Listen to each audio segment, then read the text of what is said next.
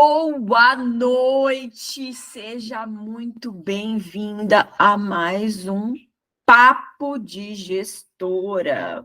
Nosso encontro semanal, sempre às segundas e quintas, aqui neste Instagram, onde eu trago dicas, sugestões, estratégias práticas de como aumentar a produtividade da sua equipe. E quando eu falo de produtividade de equipe, sempre vem junto, sempre tem alguém que me pergunta exatamente essa frase aqui. Como melhorar o engajamento e o comprometimento da equipe. Afinal de contas, uma equipe que não é engajada, uma equipe que não é comprometida, não é produtiva. Mas vamos direto ao ponto, vamos aí ao fato. Como que a gente melhora esse engajamento, esse comprometimento da equipe? E aqui eu tenho que trazer logo de cara, tá? Nas perguntas costumam surgir essas duas palavras, só que, gente, elas são sinônimos.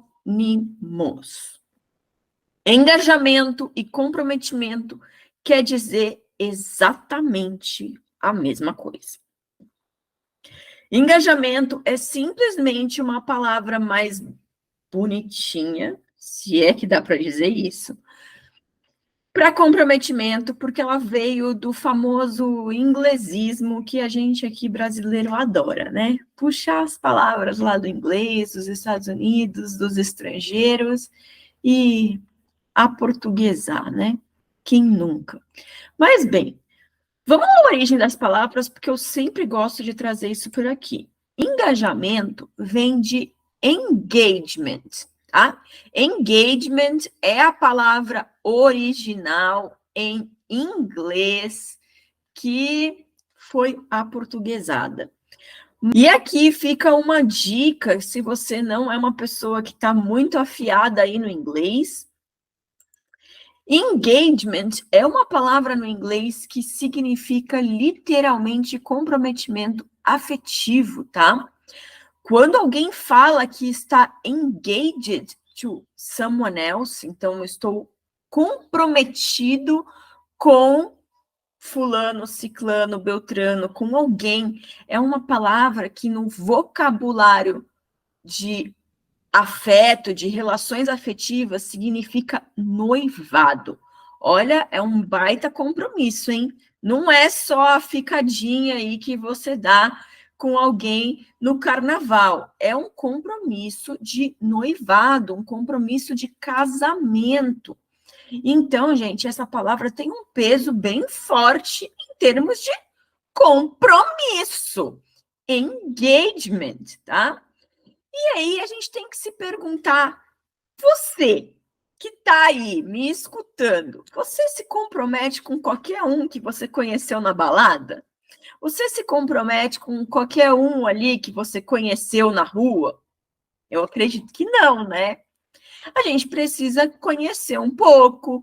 Primeiro a gente fica, depois a gente namora, depois a gente pede noivado, depois a gente casa. Então, existem etapas aí nessa escala de comprometimento. Quando a gente vem para o âmbito profissional, a gente fala de comprometimento é alguém que honra com os seus compromissos. É pura e simplesmente assim. Então, uma equipe engajada, não fique aí sonhando com a equipe mais feliz do mundo, com a equipe que está sempre sorridente, livre, porque, óbvio, ter um relacionamento saudável, um relacionamento feliz, faz bem para todo mundo. Mas tem dias que a gente vai estar mais triste mesmo, tem dias que a gente está chateado com alguma coisa, que aconteceu algum problema, que a gente não dormiu direito, sabe-se lá o que acontece. Então, entenda que comprometimento, o engajamento que a gente tanto quer na equipe, né? Nada mais é do que honrar com os seus compromissos. E aí entra num quesito que eu sempre falo. Pessoas são pessoas. Se no mundo afetivo, se no mundo de relacionamento pessoal, a gente já vê tanta gente comprometida, traindo esposas, maridos, namoradas, seja lá qual é o nível de relacionamento que você tem, por que você imaginaria que na empresa seria algo diferente? Tá, gente, são só pessoas sendo pessoas. Então, o principal ponto que eu falo, eu já disse, com certeza você vai escutar eu falando isso em outros vídeos por aqui também, é que a gente tem que dar match, a gente tem que dar ali o match certo, né? Realmente como um aplicativo de relacionamento de trabalho, tá? Dá na mesma do que um relacionamento afetivo. Tem que dar o match certo. Não necessariamente o match que é bom para mim é o que é bom para você. Mas eu lembro muito bem das minhas sessões de terapia, onde a minha psicóloga falava muito sobre isso com relação a relacionamentos afetivos, no caso, mas vale para relacionamento de trabalho também, é que você não tem que esperar a pessoa perfeita.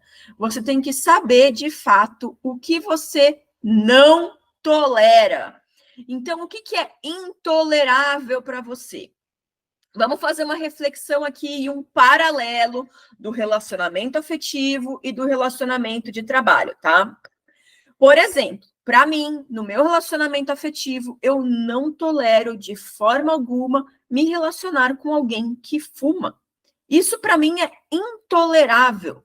Então, eu sei que se eu conhecer uma pessoa, se eu começar a me envolver com uma pessoa que fuma, esse é um grande motivo para eu quebrar o relacionamento, para eu falar, não, você para lá, eu para cá, isso eu não tolero.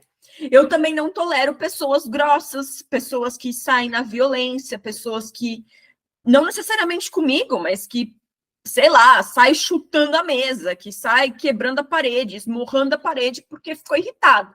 Isso, para mim, é intolerável. Isso vale num relacionamento afetivo. Num relacionamento de trabalho, será que eu tolero alguém fumando?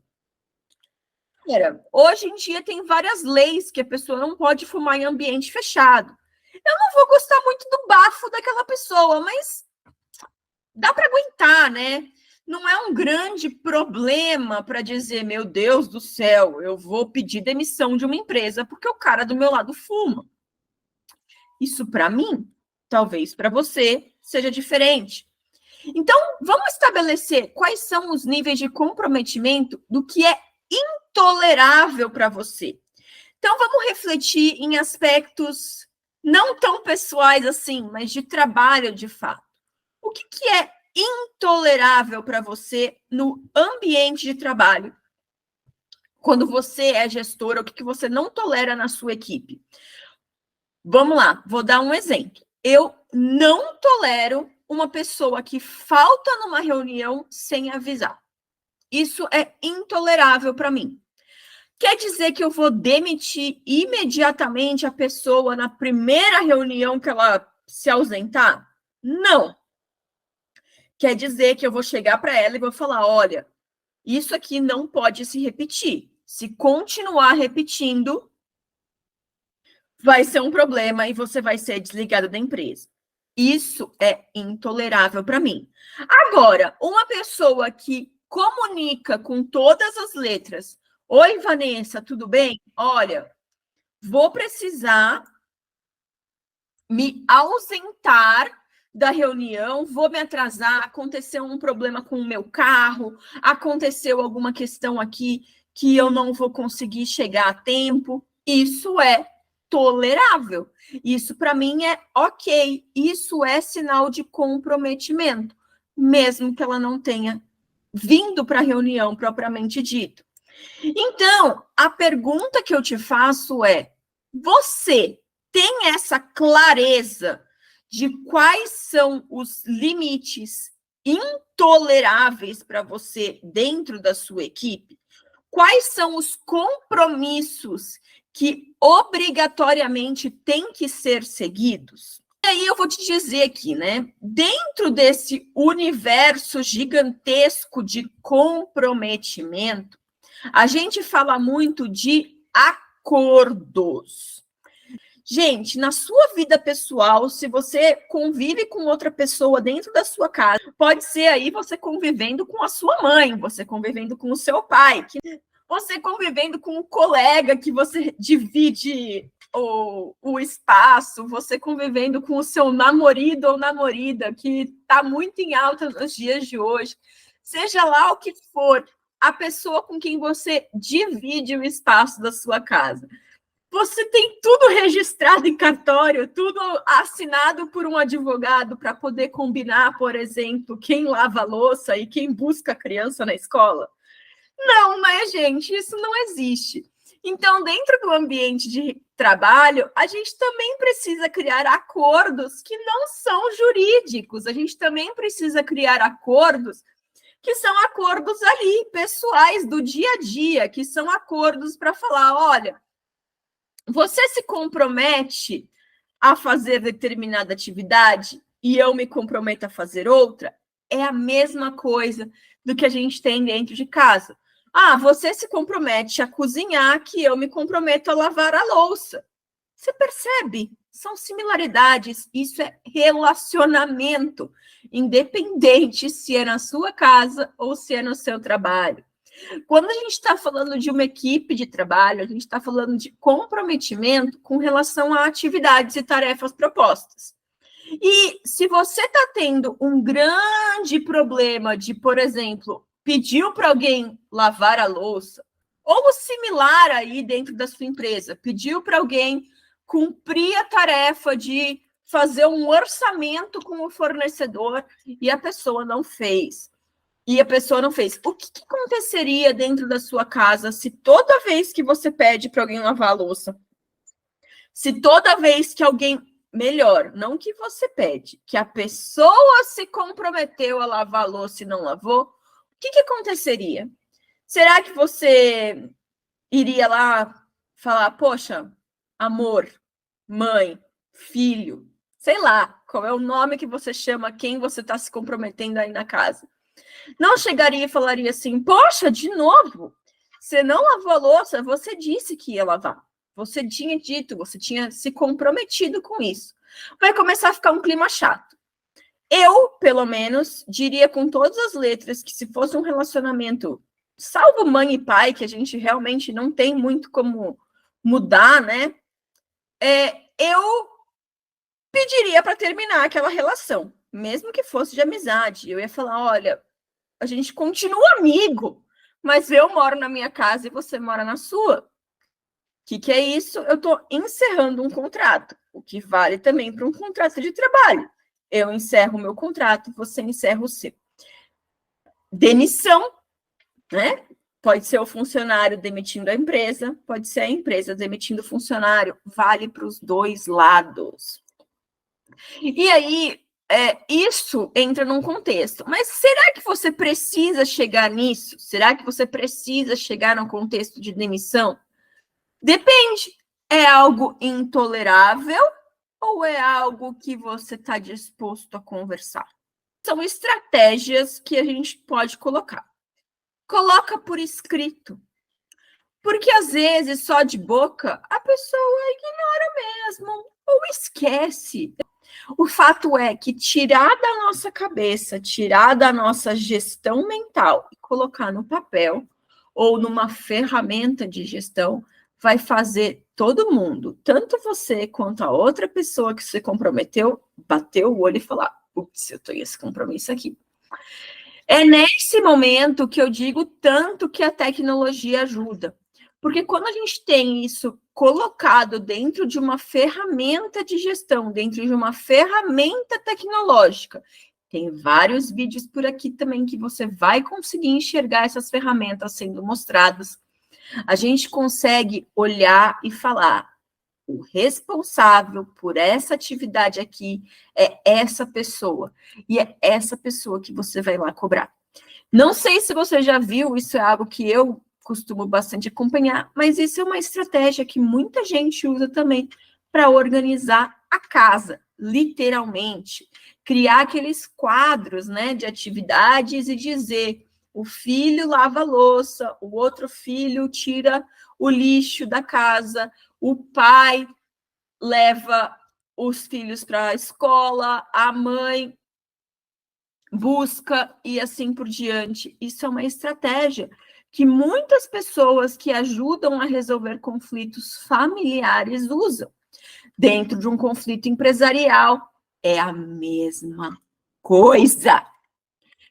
Muda o contexto, mas a solução é a mesma. Às vezes a gente fica se debatendo, querendo soluções mágicas, resolver problemas com coisas mirabolantes, mas que não precisa disso de fato. A gente pode colocar um simples painel para mostrar e falar: olha, tá aqui, essa é a responsabilidade de cada um, e a gente começa a olhar se essas pessoas estão fazendo. Com tecnologia, isso ajuda, porque a pessoa consegue, inclusive, dar um clique ali e marcar e dizer: olha, eu fiz. E todo mundo vê em tempo real. Quando a pessoa começa a não marcar, quando você começa a olhar a tecnologia, a ferramenta de gestão que foi implantada, e tá lá cheio de pendências, cheio de coisas que a pessoa não fez, tá mostrando que ela não tem comprometimento. E aí tá na hora de você escolher e tomar a sua decisão. Isso é tolerável e você vai procurar uma terapeuta, uma psicóloga. Sei lá, a gente tem isso no ambiente familiar, né? As terapias de casal. A gente pode procurar isso também dentro do contexto empresarial. A gente pode procurar uma ajuda externa, um facilitador, uma facilitadora. Existem diversos terapeutas que trabalham no contexto empresarial, mas isso não é só de uma pessoa, é de um relacionamento. Relacionamento sempre envolve uma ou mais pessoas, tem inclusive relacionamento com si próprio, né? E no ambiente empresarial, a gente está ali falando de relacionamento de 20, de 30, de 40 pessoas. E vale lembrar que, inclusive, a própria empresa é uma pessoa jurídica. Então, relacionamentos a gente resolve através de conversa, a gente resolve através de acordos, ou a gente resolve através de romper esses relacionamentos. Quem vai saber qual é o melhor a fazer é só você, não sou eu. Eu não posso chegar para você e dizer: termine com esse filho de puta que tá só cagando com a sua vida. Não posso. Não posso fazer isso. Isso não vai ajudar em nada. Se alguém já fez isso com você, ou se você já fez isso com alguém, você provavelmente já viu que foi pior ainda, que é capaz ainda, isso é bem comum em clássico, em casos de pais que não aceitam relacionamentos dos filhos, para falar, tipo, agora é que eu vou ficar mesmo com esse aí que ela não gosta. Então, reflete, no ambiente empresarial, vale a pena fazer isso? Às vezes você começa a bater de frente, a fazer briga. Só dizer para o seu funcionário ou funcionária que ele está fazendo alguma coisa errada, que ele não deveria estar fazendo. Gente, ser realista. Muita gente vai acabar fazendo errado só de birra. Real, tá? Todos nós temos uma criancinha aqui dentro da gente que vai querer incomodar, que vai querer fazer errado só para fazer birra mesmo. Então, muda a abordagem, se pergunta quais acordos você precisa fazer com a sua equipe. Começa a se perguntar, ao invés de mandar fazer, pergunta para a sua equipe: posso contar com você para fazer determinada atividade?